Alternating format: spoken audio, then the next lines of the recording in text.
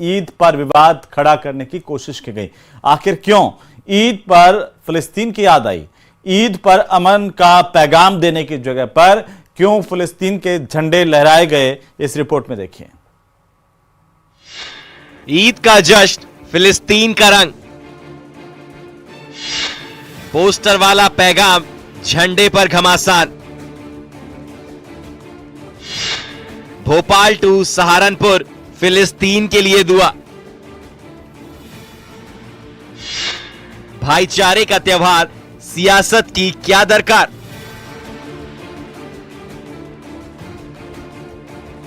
ईद प्रेम और भाईचारे का त्योहार है, लेकिन ऐसा लग रहा है कि कुछ लोग खुशी के इस मौके पर अमन के पैगाम की जगह सियासत का संदेश देने की कोशिश कर रहे हैं, विवाद खड़ा करने की कोशिश कर रहे हैं। भोपाल से सहारनपुर तक ईद के मौके पर कहीं फिलिस्तीन के समर्थन में पोस्टर नजर आए तो कहीं फिलिस्तीन के झंडे लहराए गए। भोपाल की ये तस्वीरें देखिए।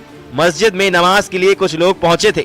इस दौरान ईदगाह के बाहर कुछ युवा फिलिस्तीन के समर्थन में पोस्टर हाथ में लिए नजर आए। ये लोग फिलिस्तीन के समर्थन में पोस्टर लेकर ताजुल मस्जिद पहुंचे थे।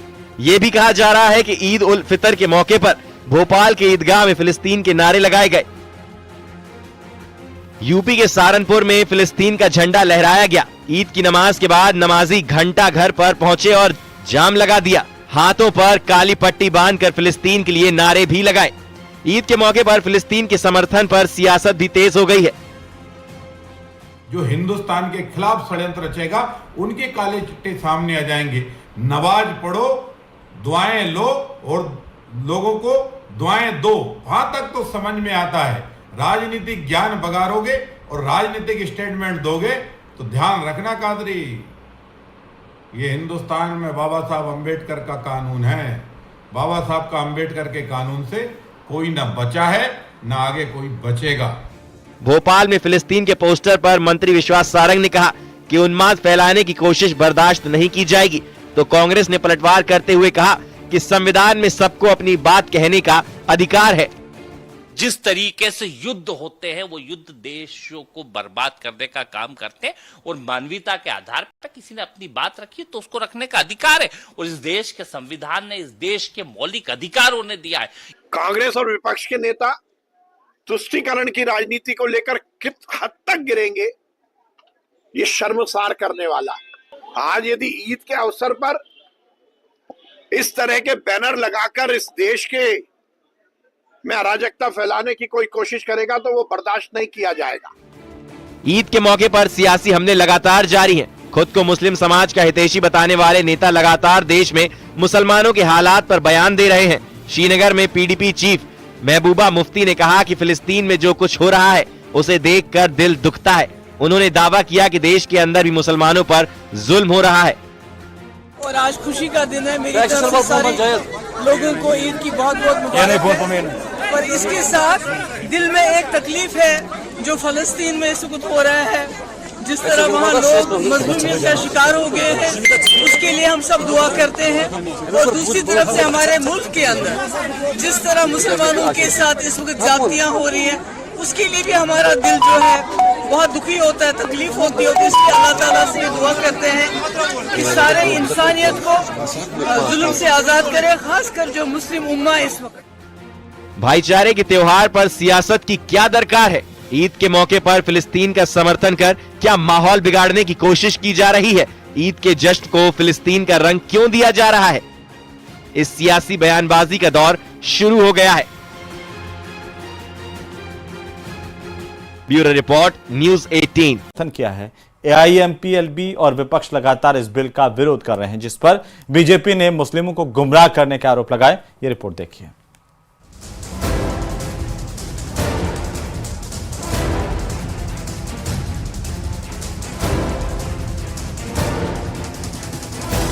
वक्फ संशोधन बिल संसद में 2 अप्रैल को पेश हो सकता है। मोदी सरकार 2 अप्रैल को संसद में बिल पेश कर सकती है। बिल का मुस्लिम संगठन समेत विपक्ष विरोध कर रहा है। वहीं एआईएमपीएलबी ने नीतीश कुमार और चंद्रबाबू नायडू से बिल का समर्थन न करने की अपील की। नीतीश कुमार जी और चंद्रबाबू नायडू जी से खासकर अपील की है कि आपको एक सेकुलर चेहरा समझा जाता है, और आपको मुसलमान भी बड़ी तादाद में वोट देते हैं। आपकी जिम्मेदारी है कि मुसलमानों के साथ होने वाली इस नाइंसाफी का साथ नहीं दें। वहीं अजमेर दरगाह से चीफ ने वक्फ बिल का समर्थन किया। उन्होंने कहा कि वक्फ बिल में संशोधन समय की मांग है कि वक्फ में अमेंडमेंट की जरूरत है। देखिए, वक्फ का मतलब ये कतई ये नहीं है कि लोग ये कह रहे हैं कि मस्जिदें छीन जाएंगी, खानकाएं छीन जाएंगी, कब्रिस्तान छीन जाएंगी। ये कहना गलत है। हो सकता है कुछ सेक्शन से उनको प्रॉब्लम हो, ये ऐसे मत। ये डेमोक्रेसी का पार्ट है और सरकार को कोई जल्दबाजी नहीं है। सरकार ने बहुत तसल्ली से इस बिल को लाई थी। सरकार ने बाकायदा जेपीसी में ये बिल दिया। जेपीसी ने बहुत पेशेंटली सबको सुना है और उसके बाद में अब ये बिल पेश करने जाएंगे। संसदीय कार्य मंत्री किरेन रिजिजू ने आरोप लगाया कि विरोध करने वाले वही लोग हैं जो वक्फ की संपत्ति पर कब्जा करके बैठे हैं और लोगों को गुमराह कर रहे हैं। ये वक्फ का विरोध करने वाला कौन लोग है?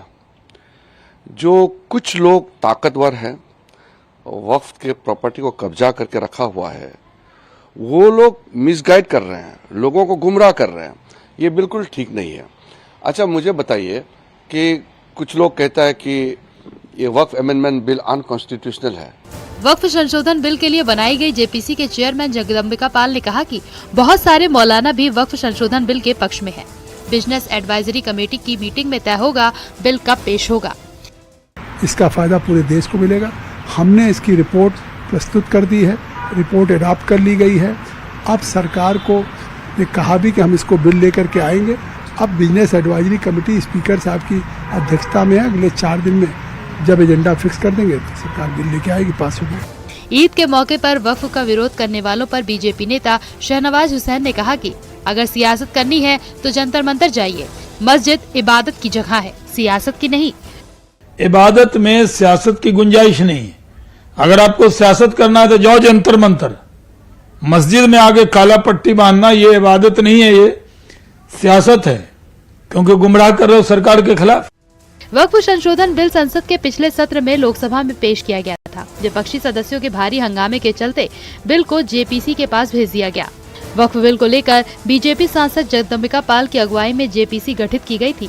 अब इसे संशोधन के साथ 2 अप्रैल को सदन में फिर से पेश किया जा सकता है। न्यूज़ 18 के लिए ब्यूरो रिपोर्ट।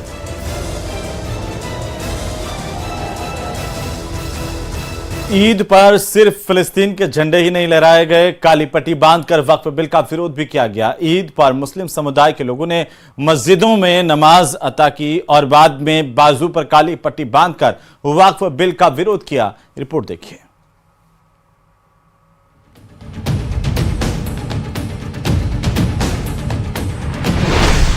काली पट्टी बांधकर नमाज अदा। वक्फ बिल पर जंग, ईद पर विरोध का काला रंग। एमपी से यूपी तक काली पट्टी वाला विरोध। मुस्लिम पर्सनल लॉ बोर्ड के संदेश का जगह जगह असर। इस वक्त देश के अलग अलग इलाकों से ईद के जश्न की तस्वीरें आ रही हैं, लेकिन इन्हीं तस्वीरों के बीच ये तस्वीरें भी हैं जिनमें काली पट्टी बांधकर और पुराने कपड़े पहनकर वक्फ बिल का विरोध किया जा रहा है। आरोप है कि वक्फ बिल के जरिए मुस्लिमों की संपत्ति से छेड़छाड़ की जा रही है। देखिए, वजीर जो जमीयत उलमा हिंद की तरफ से खास अपील की गई थी, तो मैं समझता हूँ ये चीज़ गैर ज़रूरी था और इन्हें मुस्लिम पर्सनल लॉ बोर्ड को इस तरह से एहतजाज करना है वो और दूसरी शक्ल में करे।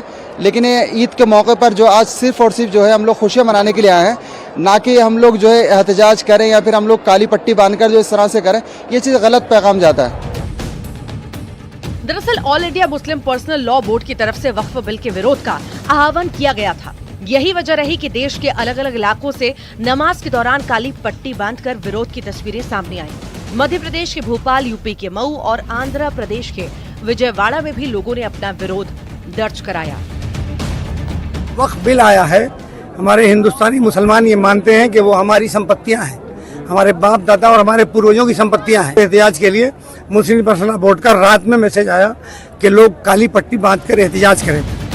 ईद पर काली पट्टी बांध विरोध दर्ज करने को लेकर अब सियासत भी शुरू हो चुकी है।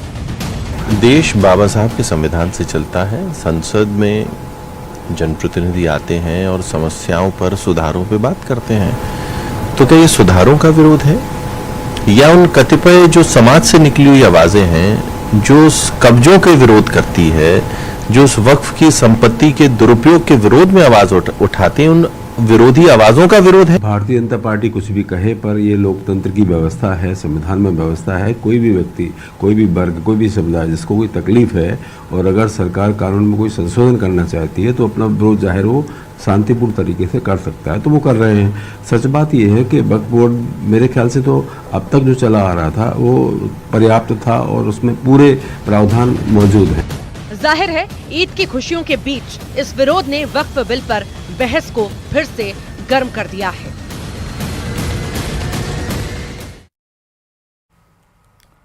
तो वहीं कांग्रेस पार्टी के वरिष्ठ नेता शशि थरूर एक बार फिर से प्रधानमंत्री नरेंद्र मोदी की तारीफों के पुल बांध रहे हैं और इस बार उन्होंने कोरोना लॉकडाउन की 5वीं बरसी पर भारत की वैक्सीन डिप्लोमेसी को सराहा।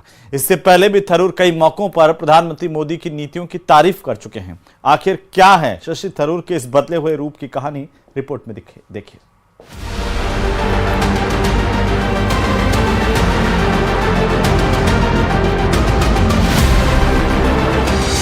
मोदी के फिर मुरीद हुए शशि थरूर। वैक्सीन मैत्री पर थरूर का बयान। कोरोना काल में बढ़ा भारत का मान। भारत की सॉफ्ट पावर का भी किया बखान। सियासी गलियारों में एक बार फिर कांग्रेस सांसद शशि थरूर ट्रेंड कर रहे हैं। वजह है कोरोना काल में भारत की वैक्सीन डिप्लोमेसी की सराहना, यानी पीएम मोदी की नीतियों की सराहना। कोविड-19 लॉकडाउन की 5वीं बरसी पर वैक्सीन मैत्री और वैश्विक संकट के बीच भारत की वैक्सीन डिप्लोमेसी की सराहना करता हूं। शशि थरूर ने बाकायदा एक आर्टिकल के जरिए भारत की लगातार बढ़ती ग्लोबल सॉफ्ट पावर का भी जिक्र किया है। कोविड महामारी के दौरान भारत की वैक्सीन डिप्लोमेसी उस भयावह समय के बीच जिम्मेदारी और एकजुटता की मजबूत मिसाल के रूप में सामने आई। 100 से ज्यादा देशों को भारत में निर्मित वैक्सीन देकर भारत ने यह साबित किया कि जरूरत के समय मदद का हाथ बढ़ाने की उसकी क्षमता कितनी असरदार है। महज 2 महीने में ये 5वां मौका है जब शशि थरूर ने मोदी सरकार की नीतियों को लेकर तारीफ की है। इससे पहले 23 फरवरी 2025 को उन्होंने मोदी ट्रंप की मुलाकात की सराहना की। 25 फरवरी को पीयूष गोयल के साथ FTA वार्ता की प्रशंसा की। 18 मार्च को रायसीना डायलॉग में भारत की शांति पहल को सराहा। 21 मार्च को बीजेपी सांसद बैजयंत पांडा के साथ सेल्फी वायरल हुई।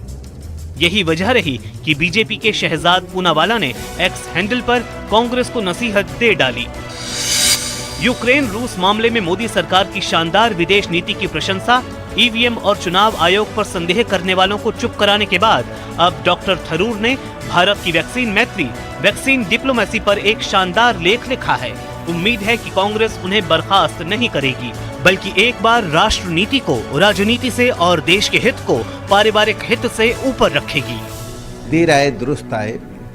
आखिर कांग्रेस के नेता को ये मानना पड़ा कि प्रधानमंत्री नरेंद्र मोदी जी ने कोविड काल में जिस तरह से मानवता के पक्ष में अपने आप को खड़े कर कर दुनिया को दिखा दिया कि भारत वसुधैव कुटुंबकम के रास्ते पर चलता है। लेकिन तब राहुल गांधी और कांग्रेस पार्टी लगातार भारत की प्रतिष्ठा और प्रधानमंत्री जी की कदम का विरोध कर रहे थे। आज शशि थरूर का स्वीकार करना ये दिखाता है कि प्रधानमंत्री नरेंद्र मोदी जी की नीतियां, कार्यक्रम आज दुनिया की राजनीति में एक महत्वपूर्ण हस्तक्षेप के रूप में है। थरूर जी ने जो कहा है वैक्सीन डिप्लोमेसी को लेके, वो एक सत्य है। नरेंद्र मोदी जी की सरकार के चलते विश्व में जो काम हुआ, वैक्सीन जिस प्रकार से बांटे गए, उसे भारत की छवि और भारत का एक वर्चस्व बढ़ा। अब अगर भारत का वर्चस्व और छवि बढ़े, उसमें सुधार आए, लोगों में खुशी आए, तो ये तो भारतीयों के लिए एक अच्छी बात है। और ये बात जो है हर भारतीय के लिए महत्वपूर्ण है। अब शशि थरूर जी तो ये बात कह रहे हैं, लेकिन कांग्रेस पार्टी इसमें चुप ही रही है। देर आए दुरुस्त आए। वैक्सीन डिप्लोमेसी में न केवल हिंदुस्तान में ही बल्कि पूरे विश्व ने प्रधानमंत्री नरेंद्र मोदी की तारीफ करी कि न केवल उन्होंने वैक्सीन स्वदेशी डेवलप करी, अपने देश के लोगों को फ्री दी, बल्कि विश्व के अनेक राष्ट्रों में वैक्सीन दी, जिसके कारण से वहाँ हजारों लाखों लोगों की जान बची। और अब अगर शशि थरूर इस सच्चाई को आज 4-5 साल बाद स्वीकार कर रहे हैं, तो मैं समझता हूँ कि शायद देर आए दुरुस्त आए।